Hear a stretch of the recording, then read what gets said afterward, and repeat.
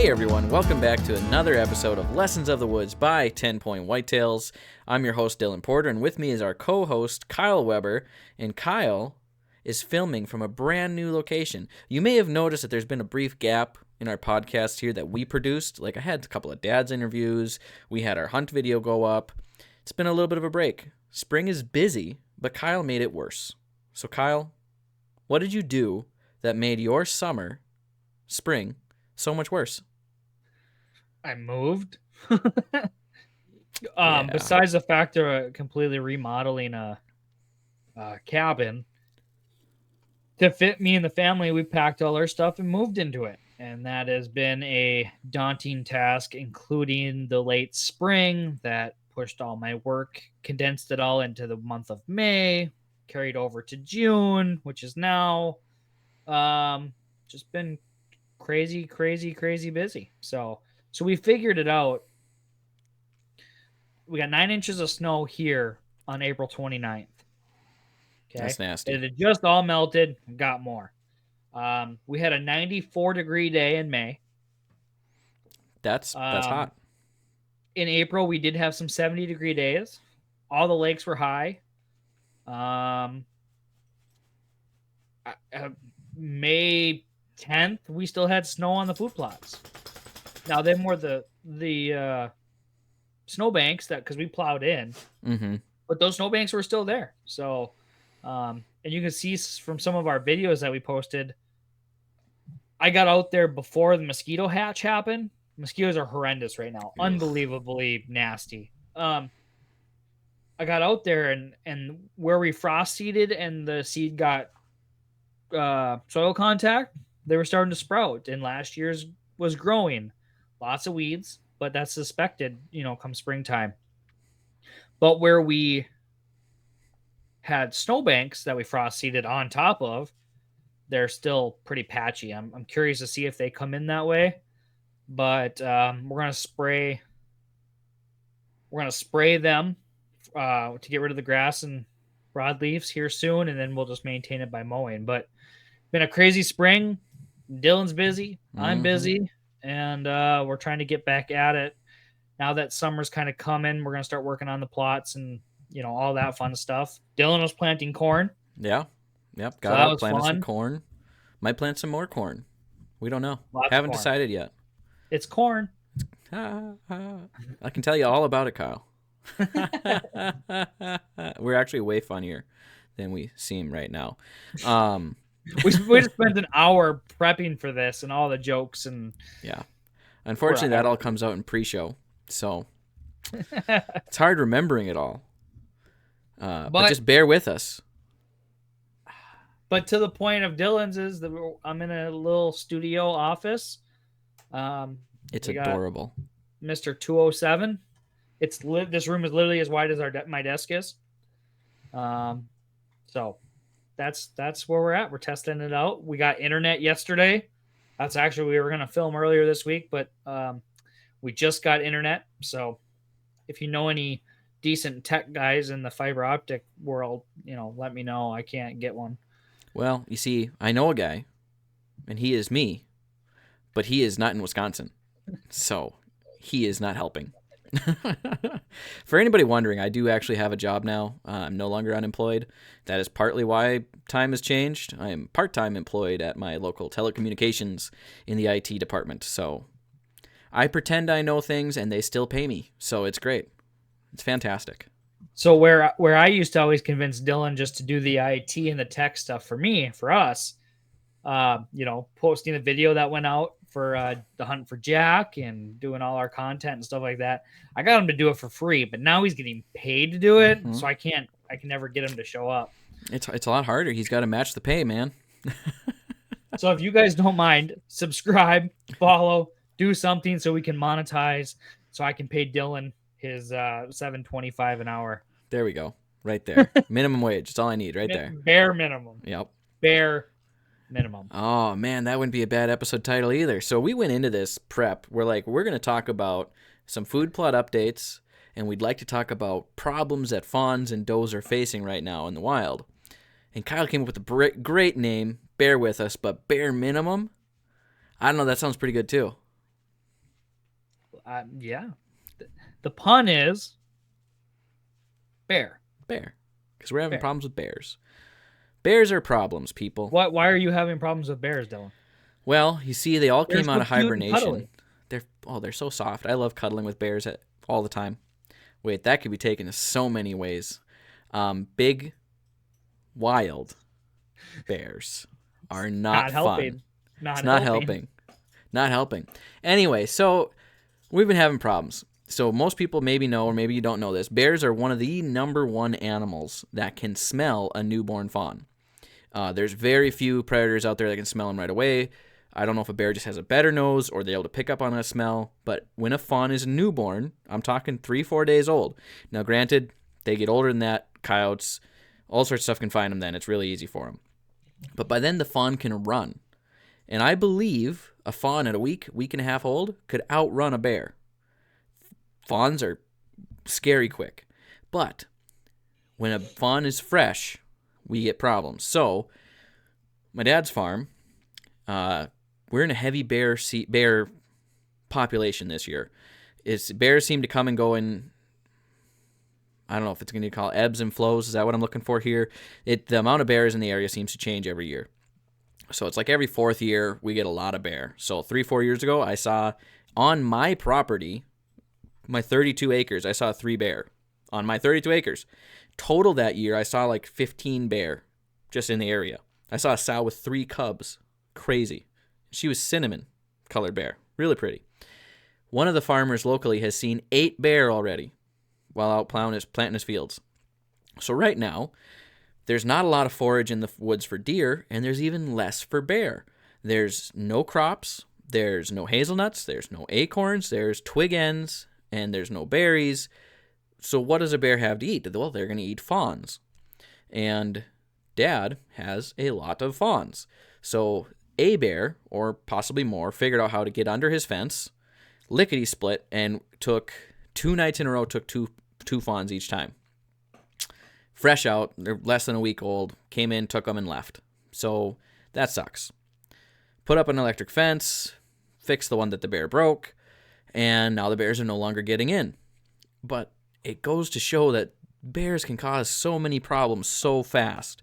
This wasn't a huge bear. The camera photos we have of it's like maybe 150 to 200 pounds at the most. It's not a huge bear. And he's eating 2 fawns a night. So if a bear's walking through your woods and you got does and fawns, well, the fawns aren't going to run away for the first week. Fawns believe that they are expert masters of disguise. They're going to hide. They're going to disappear. You can't find them. They're not always right, because sometimes you can find them. And bears think they taste fantastic. So that's the problems we've been having. We do have permission, last time I checked, from the Minnesota DNR to shoot bears almost on site on my dad's property because bears are a problem. Problem is you got to be there to see them, which isn't easy. So that's where we're at with bears. Bears kind of suck. So how can you help your deer population? Go bear hunting in the fall or in the spring in Wisconsin and shoot some dang bear. We're in a no quota zone. Last time I checked, you get 1 tag and then you get a free one because you bought a tag. It was buy one, get one free when I was like 20. That's probably changed, but it's over the counter still in our zone. Kyle, I don't think your area is quite the same, but I know up here where I'm at, it's just get the bear. Go shoot the bear. So I've never been bear hunting. I've never shot a bear. I have seen bears, but I've never hunted or shot. I'm not a fan of dumping a bunch of candy out there and sitting over it. I'm also not a huge fan of dogs. It not that I'm opposed to it. It's just not. It's not for you. It's not. I would love to go if one of my I think my cousin does it. One of my friends do it. If they're like, "Hey, Kyle, come with," I'd probably really enjoy going out with them, even coyote or bobcat hunting. Hunting with hounds, there's nothing like it. Yeah, it's the best. So it's not. I'm not going out of my way. So I don't know exactly the regulations, but I'm pretty sure it's like 8 years to get a bear tag here. We do not have. I see bears all the time. I've seen 3 so far. One was a cub, so I assume mom. I mean, a cub, like a little dinky little thing. Mm-hmm. So I assume mom was pretty close. So I've seen 3, and then there was one running down the main street of Hayward, south of me, 2 days ago or 3 days ago. So they're here. We see them all the time. It's I don't know if it's thick, like but you hear about people getting their garbage taken in town, and you don't keep garbage out now because the bear will walk right up on your porch and take your garbage.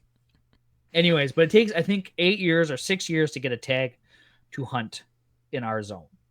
That's wild. Because I would say, based on what I've seen out there, you guys have more bear than we do. Most of the time, I think when we're in a heavy bear year like we are now, we're gonna have more bear. And I don't know why we have more bear suddenly. Canada was on fire. Did they all migrate south? Like I don't know what the deal is, but we got them bears, not da bears. These are dem bears. We don't like da bears either, though. I put out 4 cameras, and I have yet to have a bear picture on Wits End. Okay. Last year I had a big bear. One, but she or he was big. Like I had one of those domain blocks out right as bow season started.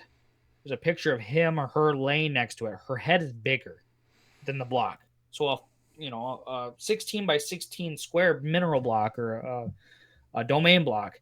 And then the other one's got her paw holding it down. And the paw looks as big as that square. She was a big bear.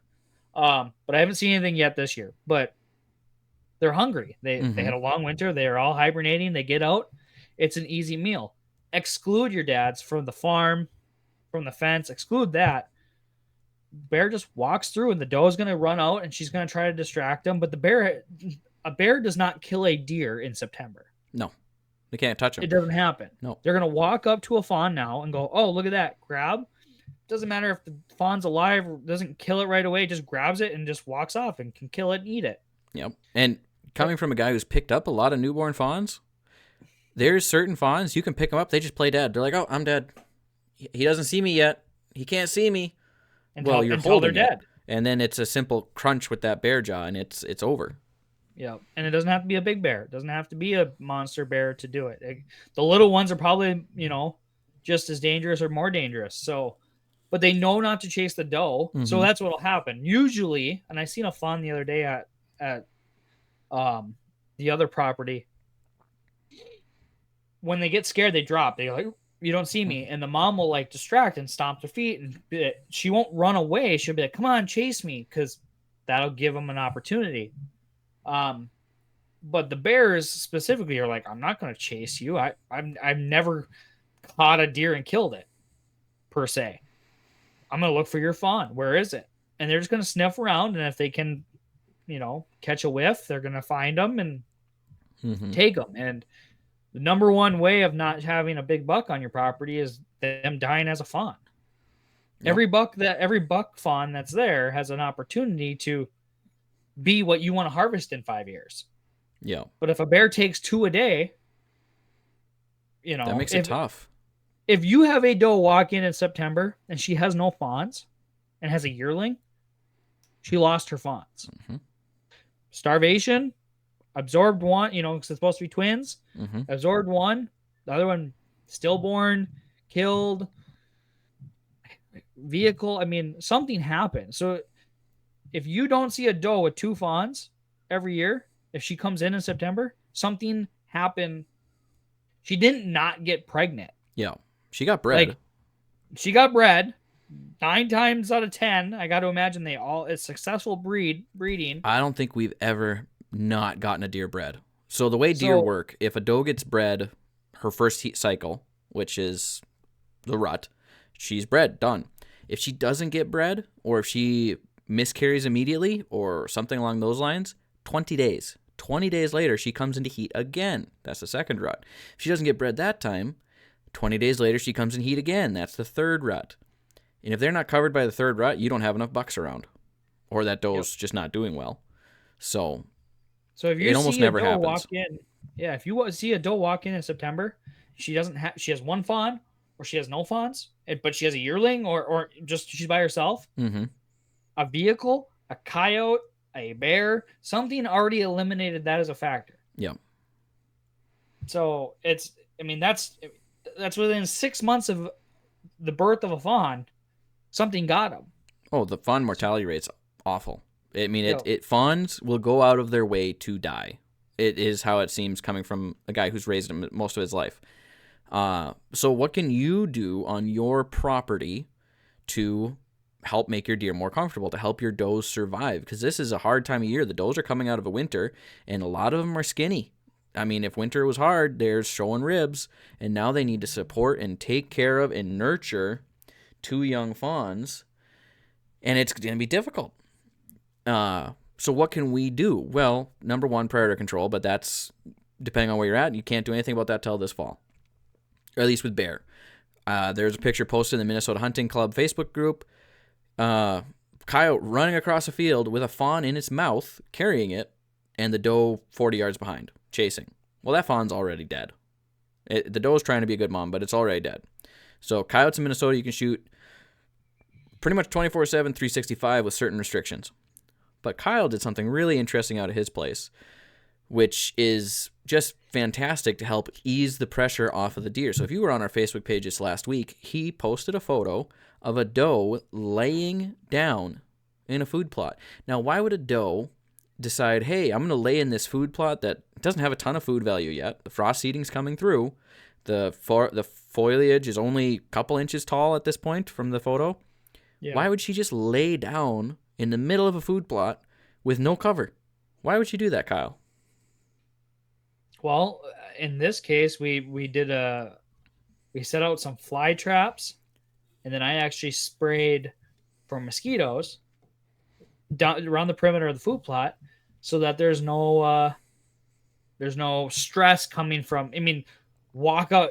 I don't know about up by you, Dylan, but if I walk out in the woods right now, I'm getting eaten alive. Mm-hmm.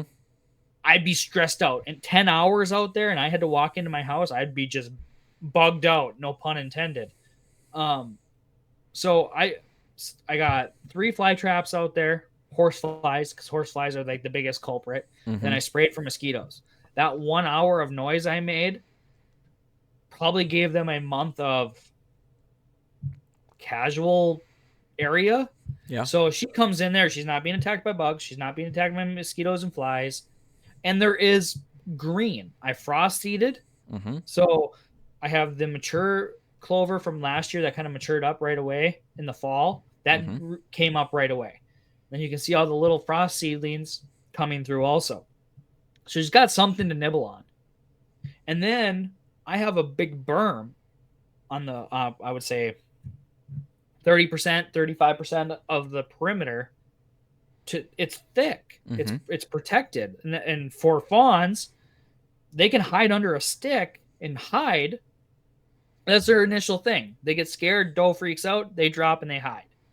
Tall grass, thick stuff to cover up, while the doe runs off and tries to distract the predator, that you're giving them a chance. You're giving the fawn a chance. So what I've created is a safe zone within that acre, bugless or, limited bugs, thick cover. And when she lays out in the middle like that, she can see out. So if she's got a fawn, she can see a black bear coming through the woods. She can see a coyote on the edge, and she feels safe and comfortable. And for her to bed down in an open field, that tells you something. That tells you that she is comfortable and this is a good place to be. They don't always want to bed in the thick stuff. They want to bed in the area that gives them the best survival rating. Sometimes they want to see.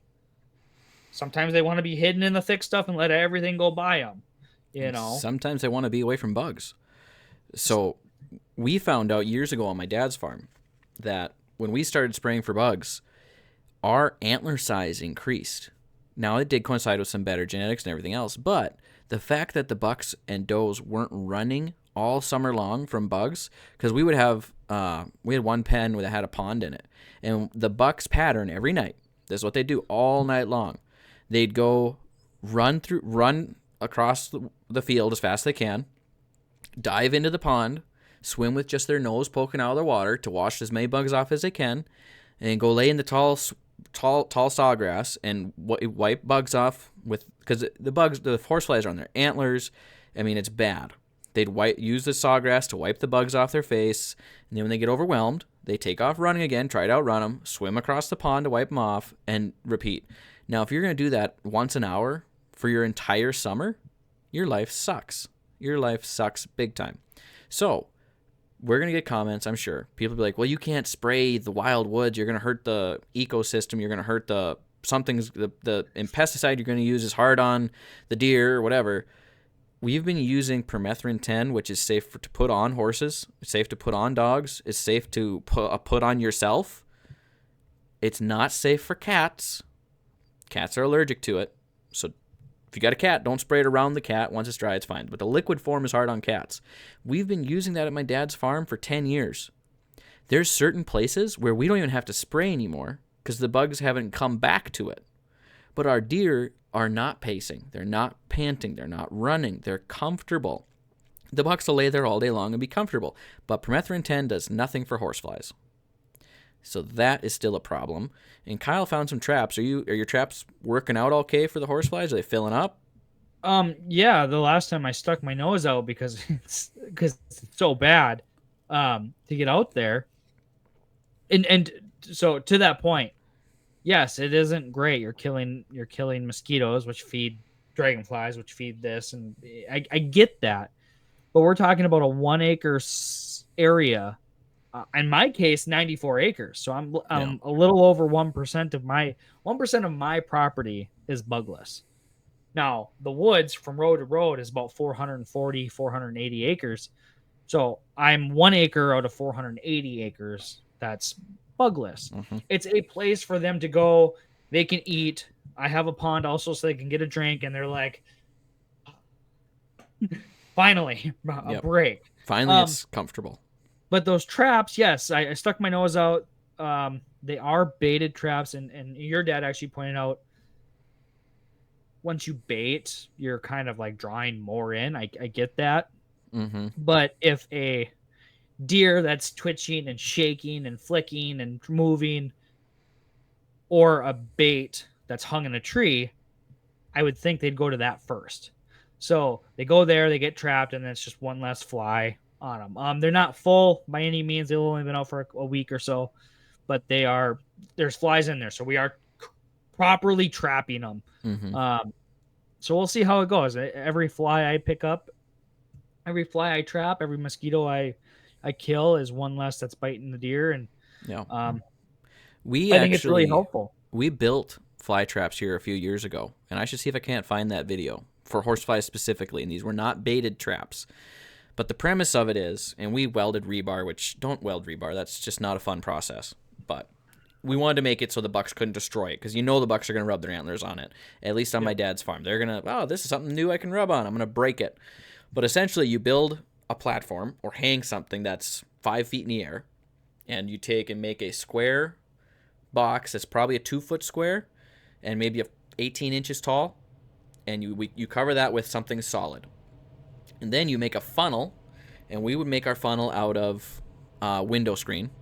So you make a funnel, and that goes up to a point, and you just set a mason jar on the point. Then you take from that point, you hang a string down, and we would tie a black 1-gallon pail on there that you can buy at Tractor Farm Supply or something. And now that bucket will swing in the wind, and it's got to be low enough so it gets sunlight. And the flies are attracted to heat. They're attracted to the black color, so the horse flies will land on it. And then flies can't take off downward. They have to fly upward.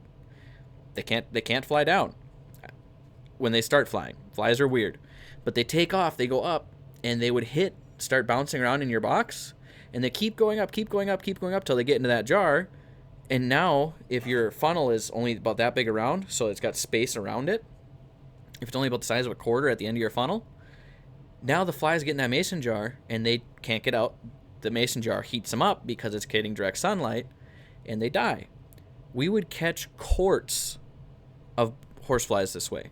Quarts of them in a week. So that's one homemade fly trap we made that worked really well. There's a bunch of other ones, but if you just want a passive thing sitting out at your land, because horseflies are the worst. The mosquitoes they can live with, The biting flies they don't like. The horse flies are the worst because they get bit by a horsefly. Tell me it doesn't hurt because it sucks. If you want something passive, even for your yard, for your cattle pasture, find some homemade horsefly trap videos, and put them together. I'll see if I can't find that video that we made on them a few years ago and post it on our page here. But they worked wonders until summer came or fall came and the bucks destroyed them. We've rebuilt them several times, but if Dad's not going to use them this summer, I might take one out here because my cows are getting bit up. So well, and that's when you have a horse or a cow, you can spray them, you can treat them, but you're not going to capture a deer especially in the wild, in the wild. You can't do anything to really help them. So just go stand out there one day. Go walk out in the woods and stand there and see how long you last without losing your mind. I'll imagine 24/7. Yep. So and if you're out spraying at your food plots anyway, certain chemicals you can mix. Don't quote me on that, but I believe you can mix. Like if you're going to spray Roundup on your soybean patch, you can mix permethrin right in there. You're already spraying. You're already running the sprayer. You can get permethrin in any Tractor Supply Company store, and it's like $10 a quart or less. It's not that bad. Mix it together. Check first. I don't want anybody making mustard gas or something. Check. Don't just rely on me. I know a lot of things, but that doesn't mean I'm right all the time. Spray for bugs. It's going to help your deer herd to an extent. But we're not talking, don't spray your whole 80. Don't spray 120 acres. Spray an area around your food plot or four-wheeler trails or just something to give them some reprieve. Yep. Yeah, give them a break. It's all about, in the case of that photo, she was comfy. Mm-hmm. She was happy to be right there. So that's, the more they're happy and comfortable coming out into an open food plot, the more often during hunting season they're going to come out during daylight. And, anybody that hunts in September will know that we fight the bugs off to hunt. Well, that's what the deer are doing. So if we have a safe zone for them, they're going to come out comfy. And if she comes out or a buck comes out, you can take a crack at them and harvest them. Another thing. So that's the goal. We're keeping it protected. We're keeping it safe. We're trying to keep them stress free. Mm-hmm. Whether that stress is limited from predators and bears, the stress bugs and environment. Mm-hmm. Right now, the doe is pumping as much milk as she possibly can for the fawns, because that's all the fawns have. They can't eat greens yet, so it doesn't matter if you have a big field of clover. If she's not drinking milk from the mom nursing, she's not doing it.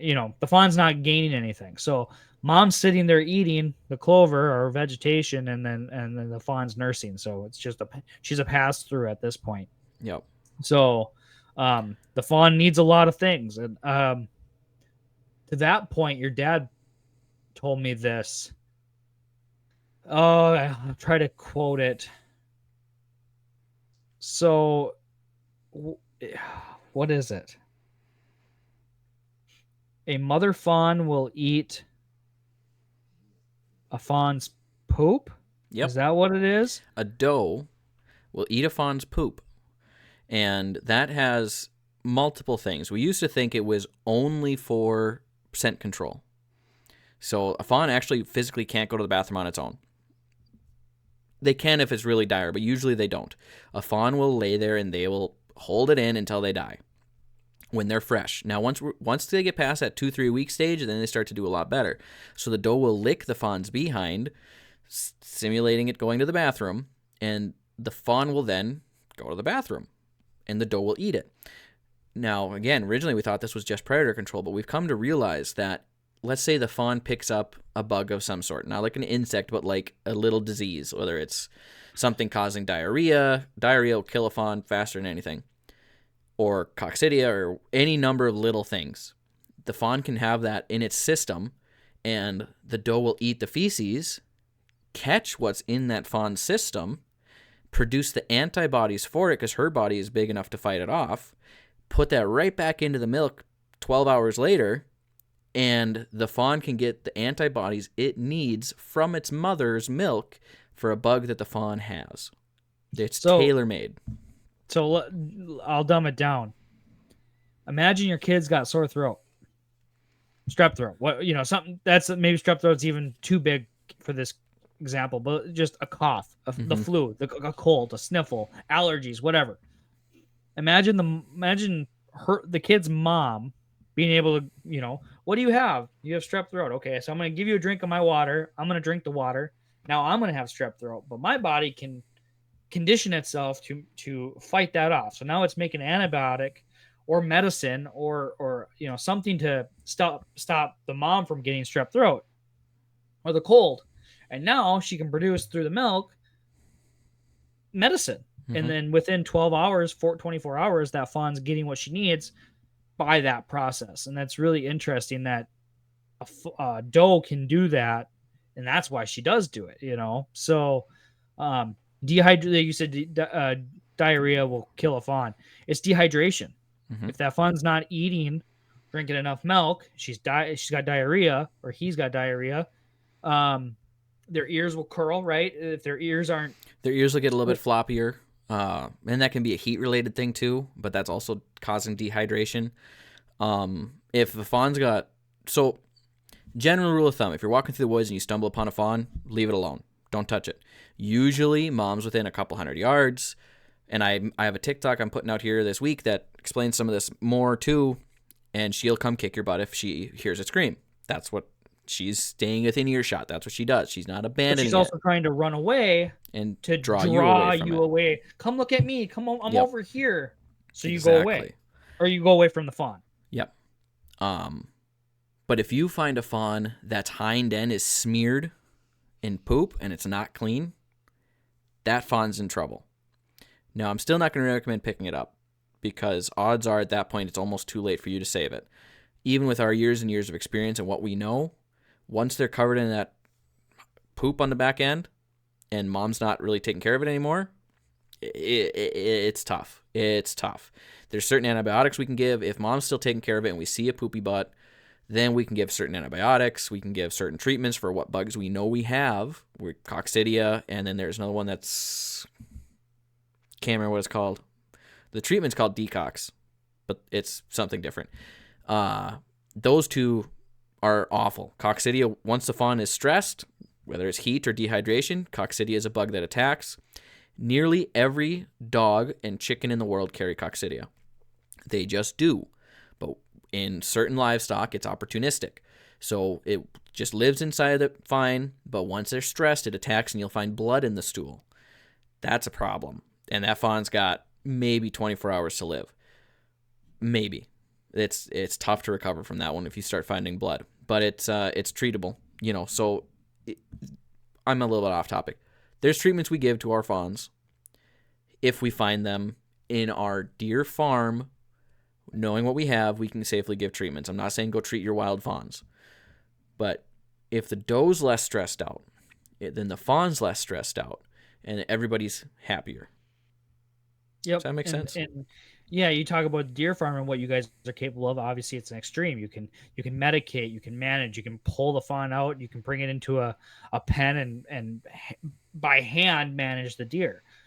In the wild, what can we do? We can control the predators, we can control the environment, we can control the bugs. Yep. And if you have food plots and whatnot, you can feed them. You can give them some nutrition, and there's 10 things or 10 plus things that a fawn has to fight through in the first couple weeks. When does a fawn walk? 3 days? 2 days? Hours after birth. Minutes. Hours? 20 minutes. They can walk. They're slow. When they can run, they can start running pretty okay at 3 days. At a week and a half, you and I cannot catch them on. You and I cannot catch a healthy fawn on foot. If they make it to that first week and a half, they're fast enough to outrun predators. But there's certain diseases that do not affect fawns. They can have it at birth. It does not affect them till 21 days because the incubation period's 20-ish days. And the one particular disease we've ran into, it's a cattle disease. So if fawns in a cattle pasture can catch this. 21 days, it attacks, and the fawn will have white diarrhea. White to gray, explosive diarrhea. And the only medication for it is feed-based. And fawns don't eat feed until 21 days.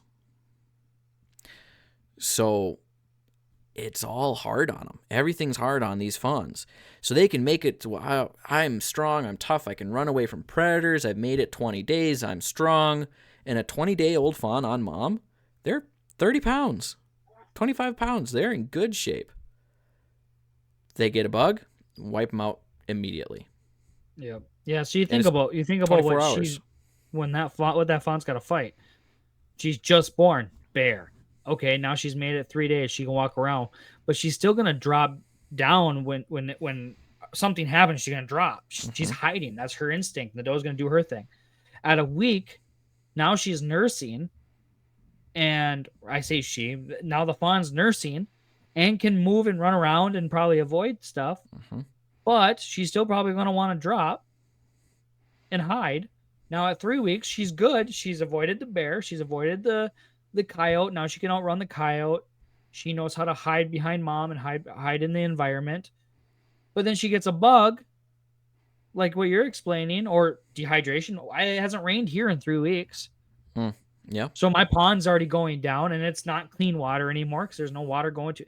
So the first month, the whole month of June, you're just praying that fawn makes it, and that doe sticks it out. Because like you said, if you find a fawn that's got a poopy butt, most likely the fawn's not going to make it, and the mom knows that, and is not aborted, but has given, okay, I can't do anything for you. Yeah, and depending on timing, it could be the mom might be coming back to clean it up. But here's another thing that can happen: if a fawn's got poopy butt, flies will lay eggs, and they'll get them right up in the fawn's rectum, in that poop.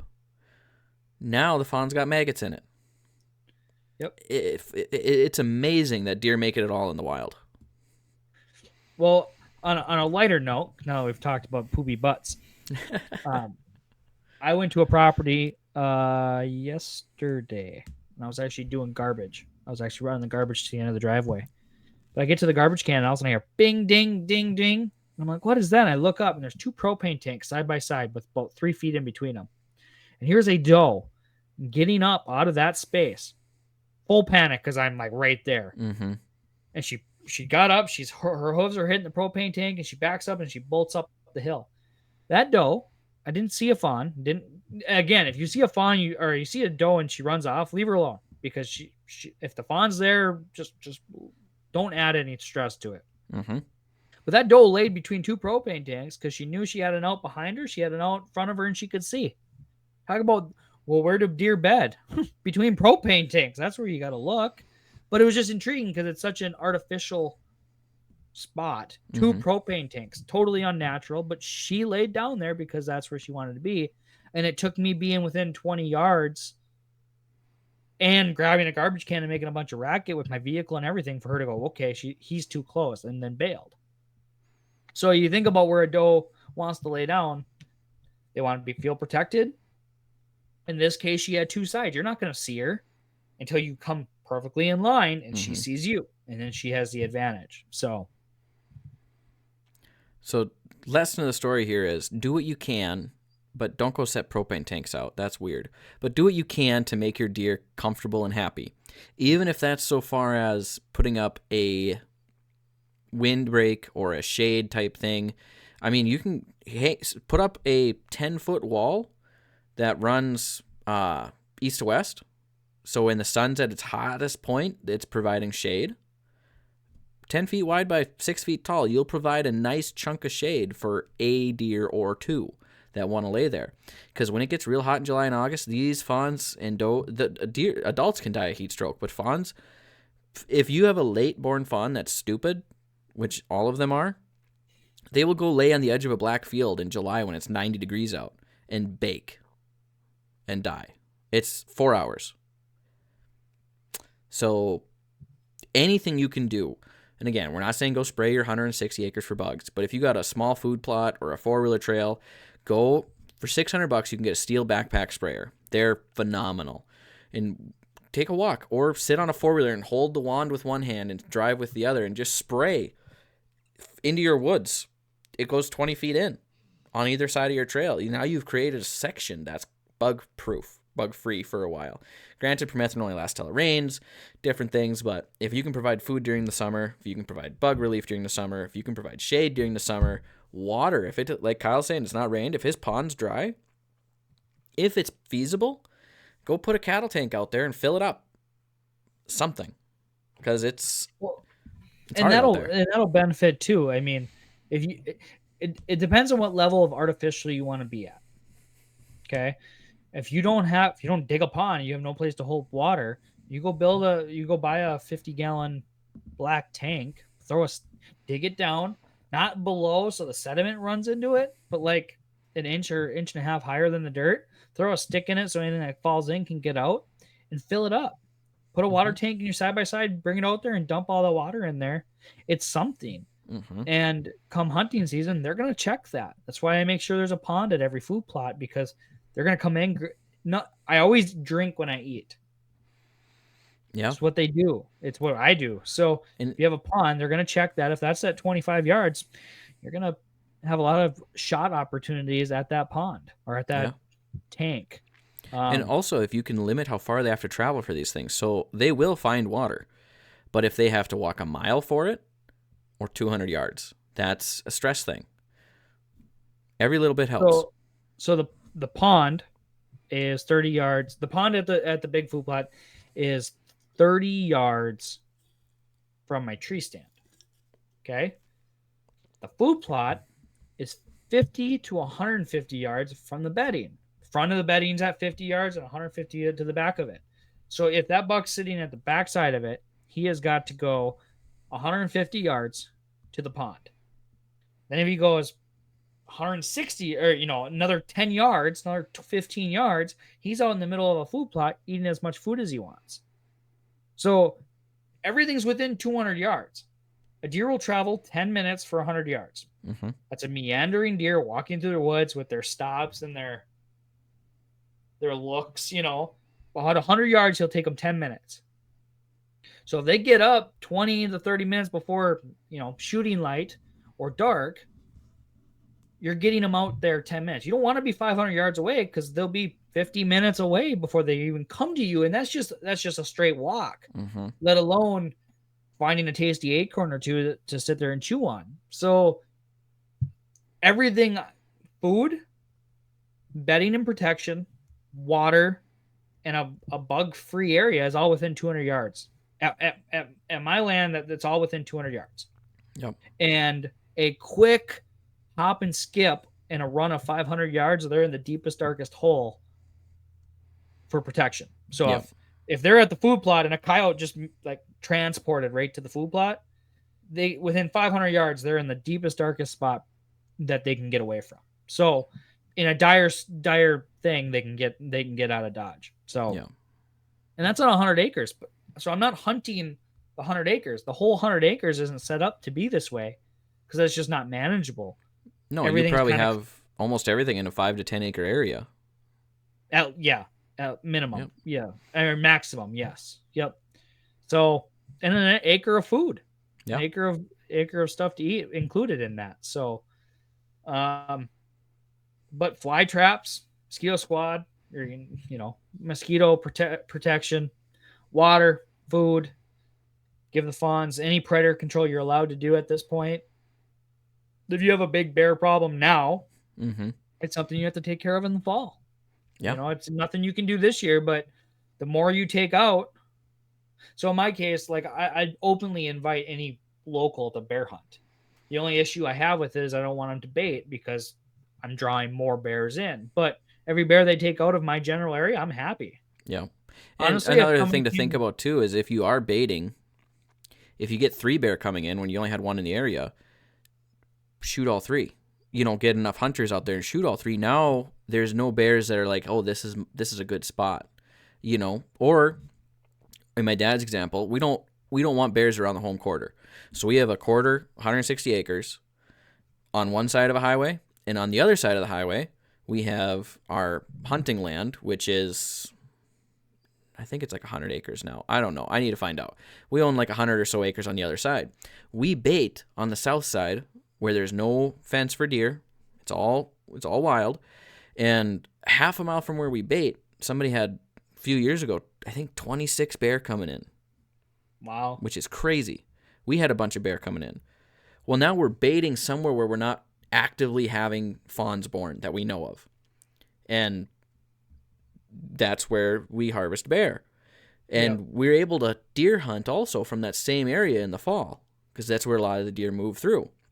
So it can work out that way. You can bait away from where you want, like if you don't want to bait where your fawns are being born, bait on the far opposite side, set up if you got a buddy who's down the road from you, let's say you got a half mile and he doesn't really deer hunt that much, we'll say, hey, can I bear bait on your 10 acres here or just in this 10-acre chunk of yours to try to draw the bears away from my fawns? And then, bait in season, all that stuff, but then harvest some bear. If you have bear problems and you can't get a tag, like in Wisconsin, find a bear guide. They're always looking for property and they'll do all the work and they'll pay you for it. Something. I don't know how much, but they will pay you for it. Most of them. So you're getting paid for them to remove predators on your land. I'm just saying, there's a lot to think about there.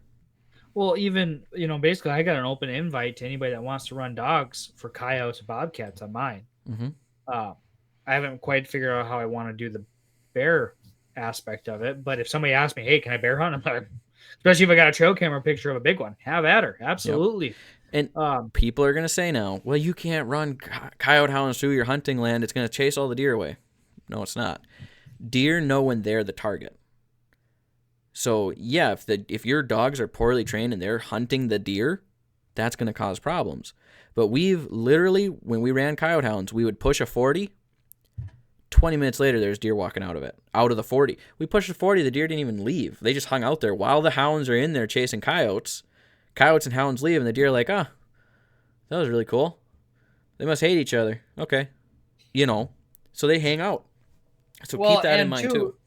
If you've ever done a deer drive, they circle around. They're going to get up. They're going to be like, whoa, what's going on? In the aspect, there's dogs barking, dogs running through the woods. They're going to be like, what's going on? But once they tail off to the right or left and the dogs keep going, they're going to be like, oh, we're cool. We're okay. They're going to circle back around. So whenever we've done deer drives, there's always like 2 trailers that go in a delayed 15 minutes. Yeah. Or if you're a stander, for example, in the woods, you let your walkers walk by you, you stay there. Because now you technically are the safe zone. You're the back. They're going to loop back around and you might catch them. And they'll do the same thing with the dogs. Yes, it causes some havoc. And if you did it every day, those deer would depart because it's a stressful situation. But if you did it once, twice, and you know what I mean? If you did it periodically. If you push a woods and you get 2 coyotes to come out and you kill them, the 20 minutes that your hounds are in there is not near as much stress as those 2 coyotes are going to cause for a year. Yep.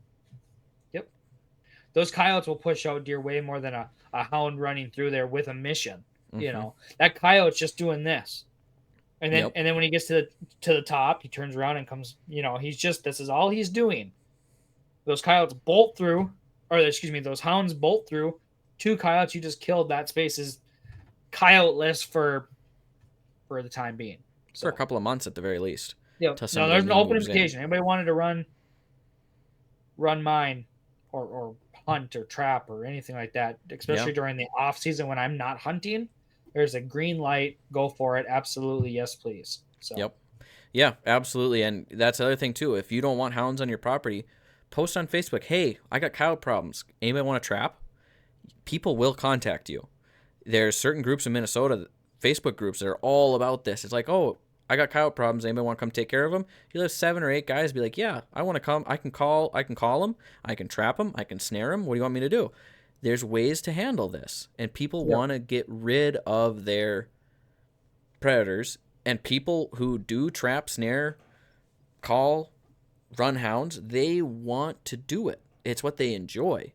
So there should be some cohesiveness here of we're all trying to get rid of the predators. Let's get rid of a lot of them. We can't say all. We don't want to get rid of all predators. It throws the ecosystem out of balance, blah, blah, blah, blah. But we could do with less. So that's welcome to my TED Talk. I don't want any at my property. I want the ecosystem not to have. I want to be the predator. Yep. The only predator. And if you buy the land, you want to set it up for deer, do that. Get rid of the predators that are causing problems. It comes to that about a landowner's rights or a property owner's rights.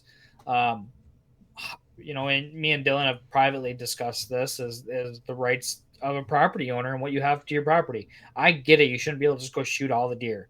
And I get it. You shouldn't be able to shoot all the wolves or all the coyotes or whatever. But you should have some factors in the determination of what happens on your property. You pay taxes on it. Mm-hmm. You pay taxes. You own the property. You make them probably a mortgage payment, probably a hefty one if you got one like me. You should be able to manage it. That's your decision. And if I want it to be deer hunting and I don't want to say annihilate, but I want to minimize the predator influence, I should be able to do that. Mm-hmm. So you got to protect those rights. Yeah. Well, I think we've covered this pretty extensively. So I think we're going to sign off unless Kyle has any closing remarks. I don't see any. I saw a little voice bubble. Yep, he looks like a deer in the headlights. It's like there's nothing here anymore. Oh, now he raised his hand. No, it's a slow time to be a hunter. Mm-hmm. But it's a key time too. You should stay out of the woods as much as possible right now. Yep. Yep. You don't want to kick up them fawns. You don't want to stress out them does. You guys mentioned that your dad's got some stillborn fawns. That could be just the pressure of the bear outside the fence walking back and forth. Yep. That can create. So havoc. With that, if anybody's looking for we got some stillborn fawns in a freezer. If anybody's looking to get a fawn taxidermied or get a fawn to have taxidermied or freeze dried or whatever, contact us. I can hook you up. Sad. Wonder what Elena. Yeah. Wonder what Elena would say if I brought more taxidermy home. Well, this is a little cute one. It's about this big. Yeah, right. She'd love that. Yep. As he just moved into a smaller house than he had prior with 3 kids. Yeah, there's like 6 deer mounts not on the wall right now. That's just awful. 207. 207's here. He's on the wall. He's the big boy. He gets to stay. He gets to stay. But that means you took him off his pedestal table mount that he was on. I did. I think he looks pretty good like that. He does. He does look good. He did a good job mounting that back up there. But that'll be the end of this episode. I think we're going to record another one because I think we got time. Unless Kyle says he doesn't like me anymore. In summary, do what you can to help your deer all summer long, but don't go in the woods very much. A little bit conflicty there, but I think we get our point across. When you go in, be tactical, be smart about it, do the maximum you can and the minimum of effect. Definitely no sanctuaries. If you see a deer, if you see a doe, if you see a fawn, back out. Do what you got to do and get the hell out of there. Yep. So, thank you guys for listening. We will be back next Friday at 7 p.m. with another episode of Lessons of the Woods, but I think it might be more Lessons of the Football Field. Might be a special episode. We'll see. That's my poodle in the back. Gigi, do you want to say hi? Come here. Hugs? Hugs? Come on, hugs. Here we go. See, she's a good girl. She's a good girl. Anyway, thank you guys for watching. New episodes come out every Friday at 7 p.m. as long as we're not moving into new houses and not too busy. And we will see you guys next time.